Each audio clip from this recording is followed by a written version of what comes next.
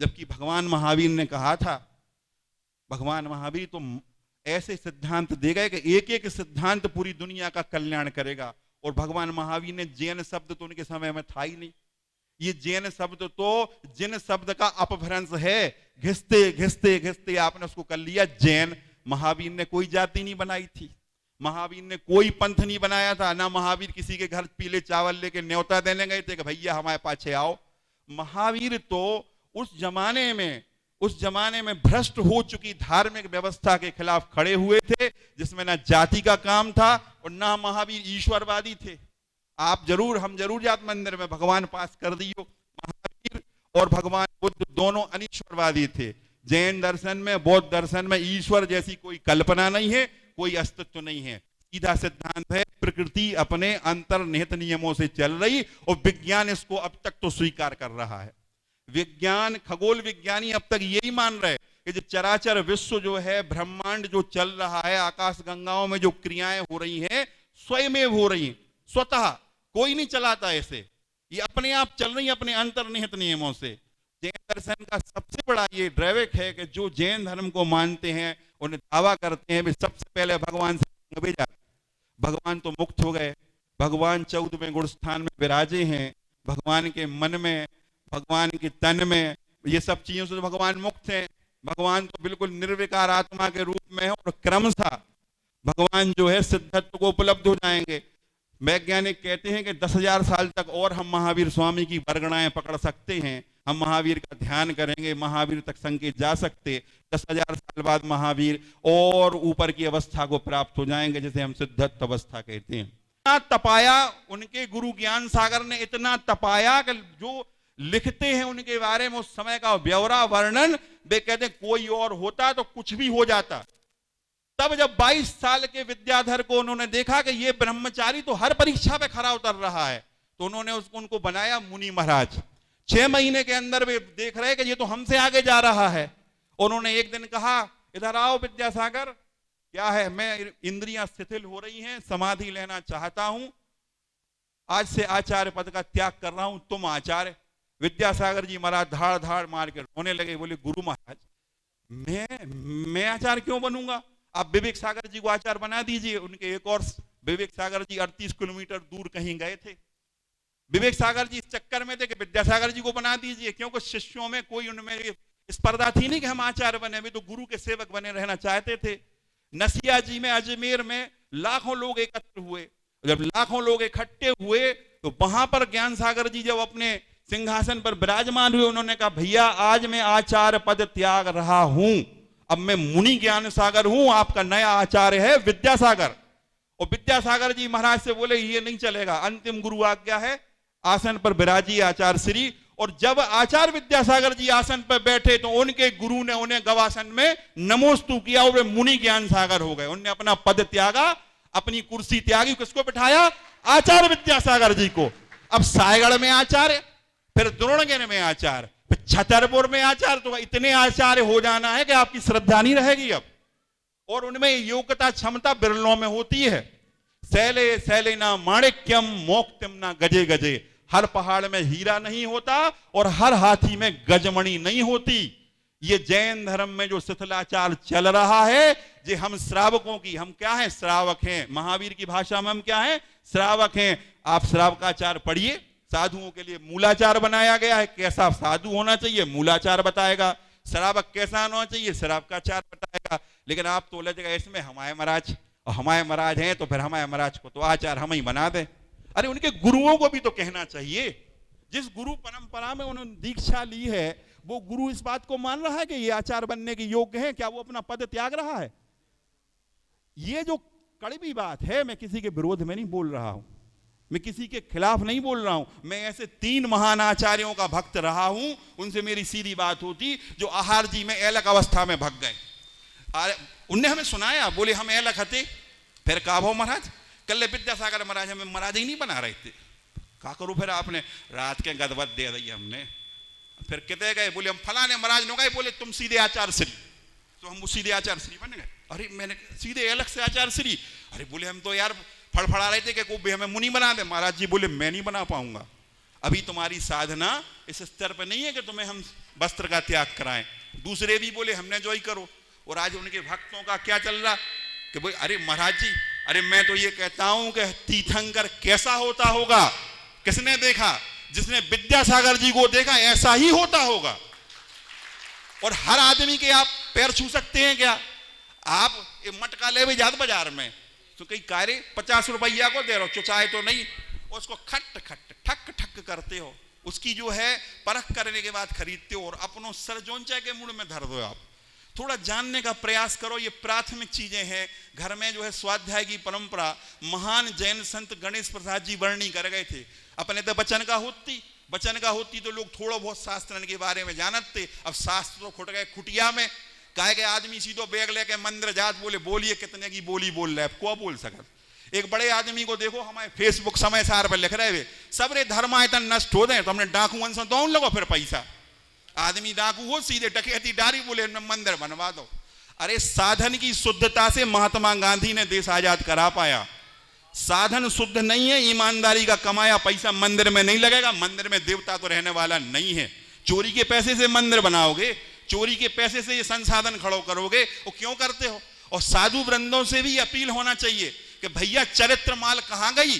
पहले मंदिरों में बोली होती थी चरित्र माल तो अशोक माट साहब ले लेते, ज्ञान माल तो अशोक माट साहब ले लेते। अब 1 करोड़ में अशोक माट साहब को पूरा बेचना है अपनों, तो अभी नहीं पुज रहे, क्योंकि अब तो केवल नगद को खेल है। और हमने देखा पपोरा में विद्यासागर जी मुनि महाराज मंच पे हैं और मां साहब सबसे लास्ट में ठाड़े। एक ब्रह्मचारी जी हमारी बात भाई, हमने देखो 2 विद्यासागर खड़े, एक लौकिक विद्यासागर और एक पारलौकिक। पारलौकिक के लगा तुम ठाड़े और देखो लौकिक नो हम जा रहे। समाज, शिक्षक समाज का निर्माता है। शिक्षक समाज को विनाश भी देता है। चाणक्य को आपने पढ़ो ही है, और शिक्षक वैज्ञानिक डॉक्टर कलेक्टर इंजीनियर सब बनाओ। लेकिन हम भूल गए, हम काय में भूल गए? केवल उत्तम इतनी बोली बोलिए श्रीमानो जितने ये पंडित हैं। एक पंडित को हमने पकड़ो, सत्य बोल रहा हूं, मंच से बोल रहा हूं, प्रमाणित कर दूंगा। हमने कहा पंडित जी तुम कलकत्ता में विधान करा रहे थे, बोले हाँ। तनख्वाह तो हमने तुमने पूरी 31 ही तना की ली अक्टूबर की। अब पंडित जी सख्ती में आ गए, काजू माजू बुलवाए, हमने खाए। बोले अब तो हमारे भानेज लगा, हमने वो एक अलग है, रिश्तो अलग है। पहले जा बताओ आप कलकत्ता में थे, 7 दिन आपने विधान कराओ, वो आप सत्य पे प्रवचन का है पता है, सत्य धर्म पे। तनख्वाह तो ली तुमने 31 दिन की। उच्च श्रेणी शिक्षक भी संस्कृत के, हमने उनकी LPC सेवा अभिलेख सब बुलवाओ। हमने पड़ोसों पे साल भर में आधे दिन गोल रखते, तनख्वाह पे पूरी लेते। ऐसा कोनो महीना नहीं है जी महीना की उन्हें तनख्वाह नहीं फटकारी हो। जो चरित्र है आपको, एक पूरी की पूरी एक काकस कहते ग्रोह बन गया है समाज में, जिसका काम साधु ने कमंडल धरो नहीं है, उनने एक विधान होन दो, एक पंच कल्याण। क्या जरूरत है भैया? आज स्कूलों की आवश्यकता है, आज अस्पतालों की आवश्यकता है, नौजवानों को पढ़ाने की आवश्यकता है। काहे जाए हमारे मोड़ी मोड़ा कोटा। इतना ही सुनील भाई जी पैसा जोड़ के फिजिक्स को 1 महीना को कैंप इतना कहीं लगवाए, हम कोटा को सबसे अच्छा लेते हैं, लुआ ले पढ़ाए वारो। हम दिल्ली से लुआ ले आए IIT का, भैया इतना ही पढ़ाओ, हमारे समाज के ये बच्चा इतना ही पढ़े। एक बड़ी समस्या क्या हो गई, एकता जो विषय था उसे बिलोर हम जानबूझ के गए, वो बहुत गहरा विषय है, गुरुजी के सामने हमने बोले। लेकिन हम जो है जो के वो चाहो तो मौका मिलो तो हम वह के जरूर। दूसरो है मोड़ियन को, बेन 12 नहीं पास कर पाओ तो इंदौर, कोटा, दिल्ली फिर क्या पढ़ रही, उतने कहीं उन्हें प्रजापति जी से ब्याह कर लो। कई 4 साल पहले तो बड़े खुश हो रहे थे। यार इतना भोगवाद फैल गया है, उपभोक्तावादी संस्कृति फैल गई कि यार मोड़ी मोड़ा अखरत से उन्हें तो पढ़ लो। टीकमगढ़ की संस्थाओं का अच्छा क्यों नहीं करते? मैं टीकमगढ़ के कॉलेज में रोजाना जाता हूं, जब मेरे पास समय होता नहीं, हफ्ते में 1 बार जाता हूं। संकल्प बैठा है और मैं वहां सब करता हूं जो करने योग्य है। क्या मुझे वेतन मिलती भैया? संकल्प।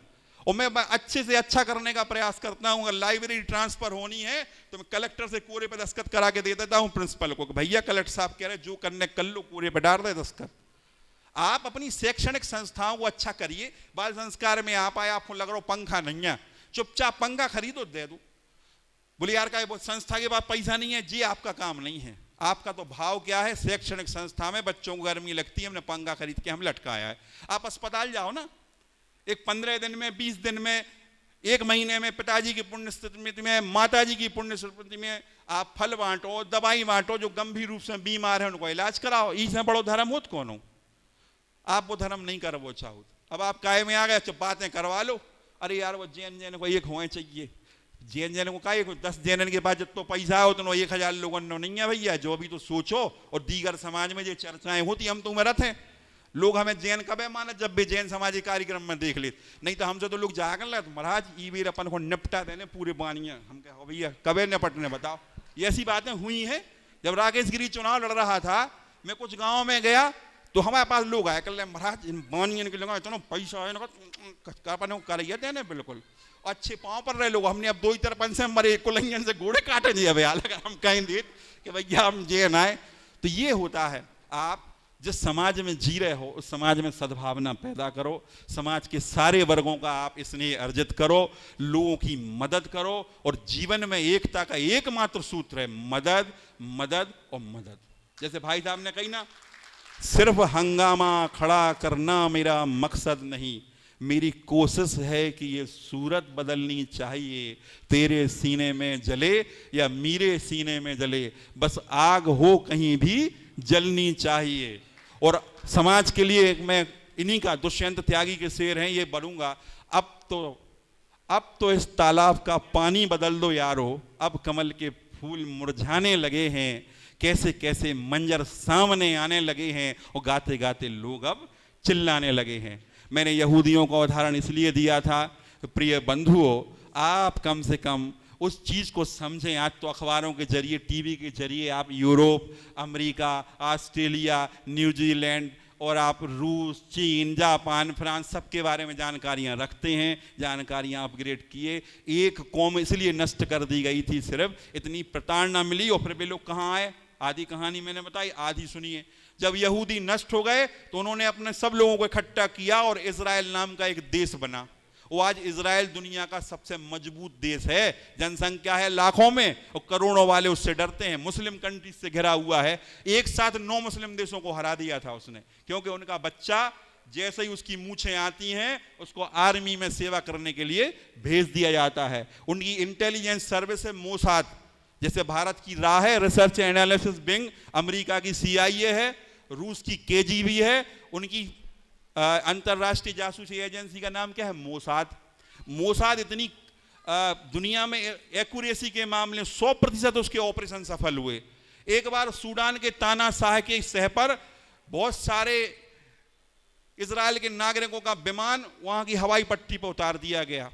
आप कल्पना करिए, उन लोगों ने गजब ढा दिया।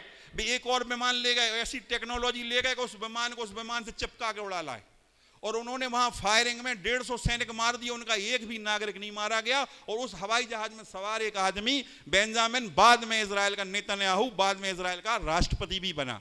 लेकिन उसको उन नागरिकों के बचने का एक बड़ा कारण क्या था, वे कमांडर की भाषा समझ रहे थे, क्योंकि उन्हें सैनिक ट्रेनिंग मिली थी। हम इस सदन में बैठे लोगों से कह रहे भैया सेना में नहीं जाओ, NCC तो लो कम से कम, देश की को आए तुम आओ आए। और इतने जैन मिले, मैं फौज में अभी एक कार्यक्रम में हम लोग सागर गए, महार रेजिमेंट के, उन्होंने कहा ये कौन है लेफ्टिनेंट कर्नल, बोले दिवाकर साहब ये जैन है। वो आजकल डर लगा था ना, जो चाहे दिवाकर, सुधाकर, प्रभाकर लिखन लगा, सुपर अपन समझ नहीं पाओ कि अपनो बारो आए को आए। तो उन्होंने कही नहीं जैन साहब, उन्होंने नमोकार मंत्र सुनाओ। बोले साहब हम तो आर्मी में लेफ्टिनेंट कर्नल है। कितने हैं अपने सिपाही? बोले साहब यहाँ पे कम से कम सैकड़ा भर ऑफिसर जैन है। वीरता की कमी है क्या? क्या हमारे यहाँ युद्ध नहीं होता आपस में? उनमें युद्ध नहीं हुआ था, सेनाएं नहीं थी, साम्राज्य नहीं थे, हम कायर और भीरू नहीं थे, तब हम जैन थे। अहिंसा के आवरण को ओढ़कर कायरता को मत ढांपो, स्वयं में वीर बनो। और आज जो क्षमा पर्व है उसका एक सूत्र में मैं समझाने की कोशिश करूंगा। एक लाइन की पंक्ति है, क्षमा वीरस्य भूषणम। महावीर कहते थे जो वीर है वही लोगों को क्षमा कर सकता है। महावीर स्वामी ने ये कभी नहीं कहा कायर किसी को क्षमा करेगा। भगवान महावीर ने कहा था जितने संसार में जीव हैं सबको जीने का अधिकार है। उन्होंने कहा था जियो और जीने दो। महावीर स्वामी ने अहिंसा के अलावा, TC शर्मा कह रहे थे उस दिन, कहते जैन लोग बढ़िया है यार। बोले क्या है? बोले अहिंसा पकड़ गए, अस्ते, अचौर, अपरिग्रह, ब्रह्मचर्य, ये भी तो हैं। और आज दुनिया में शांति आ सकती केवल एक सूत्र से, महावीर की एक दवाई है, सब ठीक हो जाए, अपरिग्रह। अपरिग्रह का अर्थ है आवश्यकता से अधिक मत जोड़ो। अब आदमी तो 7 पीढ़ी का 70 पीढ़ी को जोड़ रहे, वर्ग संघर्ष तो होना ही है। हम कितने दिन रोक लेंगे? लोगों के भीतर घृणा पनप रही है, आप इसे पहचानने की कोशिश कीजिए। आपकी कम्युनिटी को लोग प्रसन्न नहीं होते, आप अपनी उदारता से उन्हें मोहित कीजिए। उदाहरण मैं दे रहा हूं, मैं खुद हूं। हम सातव जात के दाऊ हैं आज की तारीख में। क्या अमित जी चले क्या, अमित जी सही है कि नहीं है? और जो कोनी हम पे लांछन लगा सकत कि अमित जी को ज्यादा चाऊ ताऊ और इनको कम चाऊ, जो अलग बात है कि नंबर 2 में की को कितो चाऊ वो कबो कबो उजागर हो जात, लेकिन हम प्रत्यक्ष रूप से ऐसा कुछ भी नहीं करते जिससे हमारी समाज पे कोई आंच आए। सभी जाति, सभी समाजों, सभी धर्मों के लोगों के समन्वय बना के चलते हैं। आप आश्चर्य करोगे, इस कोरोना काल में हमने चर्च के फादर से लेके मस्जिद के मौलवी तक सबका उपयोग किया और सबने प्रसन्नतापूर्वक वैक्सीन लगवाई भी और लोगों को और प्रेरणा भी दी। इस सदन में बहुत कुछ मैं कह गया होऊंगा क्योंकि बहुत भरा था भीतर यार, बहुत अंदर से भरे हुए बैठे थे। विषय वैसे तो एक कोने में डालो, हमने कहा कह दो यार, थोड़ा हम भी शांत हो जाएंगे और थोड़ा आप लोगों की भी समझ में आ जाएगा। समझने की कोशिश करो और नकटा कोई भी हो, कहीं भी बैठा हो, हम किसी नकटे को नमस्कार नहीं करेंगे, ना हम उसके पक्ष में खड़े होंगे और ना विरोध में खड़े होंगे। तो हमारा आप सबसे ये कहना है कि जिस हम एकता के लिए यहाँ विराजमान हैं, बैठे हैं, हम संकल्प करके जाएं कि हम परस्पर एक दूसरे की मदद करेंगे और इस तरीके से जिएंगे कि वो अन्न हमारे साथ जी रहे हैं। महावीर का सिद्धांत क्या है? जियो और जीने दो। ग्राहक आए वह प्रभावित करो, समझाइश दो, मौका पे मदद करो। आपके घर में काम करने वाली बाइयाँ आती हैं, आपकी दुकान पे नौकर लगे होते हैं, कभी कभी 30 त्योहार पर जाके उनको कपड़े दे दो, उनकी मदद कर दो, उनके बच्चों को पढ़ने में मदद कर दो। उससे क्या पैदा होगा? सद्भावना। और जब आप सद्भावना अर्जित करोगे, एकता अपने आप आने लगेगी। नहीं तो एकता तो बड़ी संकीर्ण दायरे में, जातिगत एकता, धर्मगत एकता, हम कह रहे राष्ट्रीय एकता होना चाहिए, मनुष्य की मनुष्य के साथ एकता होना चाहिए, स्नेह और प्रेम होना चाहिए। जब उदार हृदय के बनोगे, विशाल हृदय के बनोगे, स्वयं ही तुम्हारे अंदर प्रेम उमड़ आएगा। और अंतिम पंक्ति जो है, युगवीर ने जो मेरी भावना लिखी है, उस पंक्ति का अनुसरण करें। गुणी जनों को देख हृदय में मेरे प्रेम उमड़ आवे, मैत्री भाव जगत में मेरा सब जीवों से नित्य रहे। मैत्री भाव जगत में मेरा सब जीवों से नित्य रहे। और सवै जनन से हमारी कर जोर का क्षमा याचना। धन्यवाद।